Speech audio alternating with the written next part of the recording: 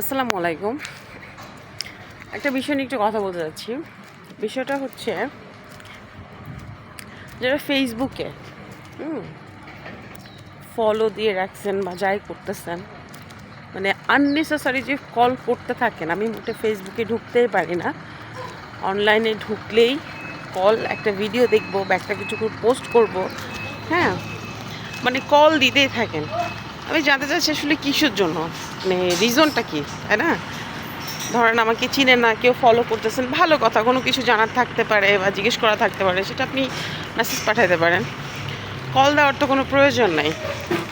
Unnecessary call দিতেই থাকেন, আর একবার যখন কলটা কেটে দেয় তারপরও বারবার কেন কল করতে হয়? এটা কোন ধরনের ম্যানার? আমাকে একটু বলতে পারেন আপনারা? আসলে আপনাদেরকে খেয়ে তো কোনো কাজ নাই, আননেসেসারি কল দিতেই থাকেন কিসের জন্য? একটা মানুষ তো বিরক্ত হতে পারে, বা একটা মানুষ ব্যস্ত থাকতে পারে, কাজ করতে পারে। এখনকার যুগে তো কেউ ফ্রি না। আর আমি একজন ওয়ার্কিং লেডি, তো যখন ফোন করা হয় বিভিন্ন ধরনের কাজে ব্যস্ত থাকা হয়, পার্সোনাল হোক অফিসিয়াল হোক, দেখা যাচ্ছে আমি কেটে দেই।